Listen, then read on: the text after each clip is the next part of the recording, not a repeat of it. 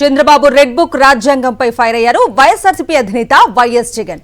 హామీలు అమలు చేయమని నిలదీసిన వారిని వేధిస్తున్నారంటూ ఆగ్రహం వ్యక్తం చేశారు.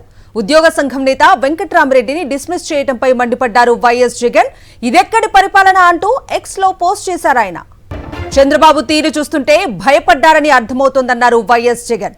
అధికారం కోసం నోటికొచ్చిన వాగ్దానాలు ఇచ్చారని, సూపర్ 6, 7 అంటూ ప్రతి సభలోనూ ఊదరగొట్టారని ఫైర్ అయ్యారు. ఇంటింటికి వెళ్లి బాండ్లు సైతం ఇచ్చి మోసం చేశారన్నారు. 2 ఏళ్లు అవుతున్నా ఏమీ చేయకపోగా సూపర్ 6, 7 అమలు చేసేశామని అబద్దాలు ఆడుతున్నారని మండిపడ్డారాయన. ప్రజలు ఉద్యోగుల నుంచి వస్తున్న వ్యతిరేకతను తట్టుకోలేక ప్రశ్నించే గొంతుకులపై బ్రహ్మాస్త్రాలు ప్రయోగిస్తున్నారు. అంటే చంద్రబాబు భయపడుతున్నారని అర్థమవుతోందన్నారు వైఎస్ జగన్. ఈ అంశానికి సంబంధించి పూర్తి డీటెయిల్స్ మా ప్రతినిధి రవీందర్ అడిగి తెలుసుకుందాం. రవీందర్,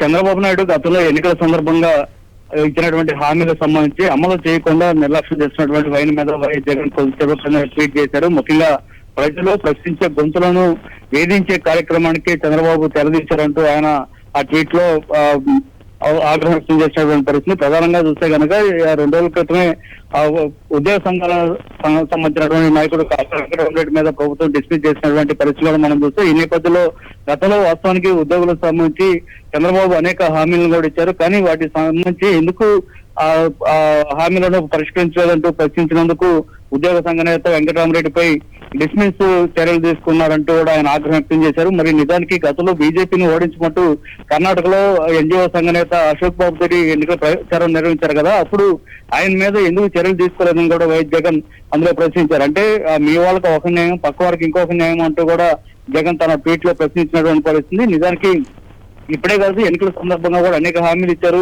వాలంటీర్లకు 10,000 జీతం ఇస్తారంటూ ఉన్న పరంగా వారందరినీ అధికారంలోకి వచ్చిన తర్వాత తొలగించినటువంటి ఆయన, దీని మీద ప్రశ్నించినటువంటి వారి మీద అక్రమంగా కేసులు పెట్టినటువంటి పరిస్థితులు, అట్లాగే ఈ గ్రామ సచివాలయ ఉద్యోగాలకు సంబంధించి వారు కూడా వేధింపులకు గురి చేస్తున్న కారణంగా ఇప్పటికే 250 మంది పైగా బలవన్మరణం చెందినటువంటి పరిస్థితులు, వీటన్నిటి గురించి కూడా వైఎస్ జగన్ తన ట్వీట్ లో పెట్టుకున్నారు. ఎన్నికల ముందు అనేక హామీలు ఇచ్చి చివరికి ఇంటింటికి వెళ్లి బాండ్లు కూడా సమర్పించినటువంటి పరిస్థితి. కానీ ఆ బాండ్లు సంబంధించి ఇప్పుడు ప్రశ్నిస్తే వారి మీద మళ్ళీ అక్రమ కేసులు పెడుతున్నారు.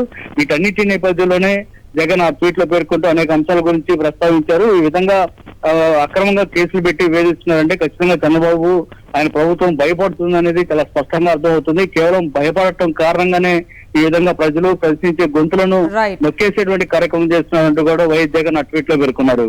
కవిత. Right Ravinder, thank you.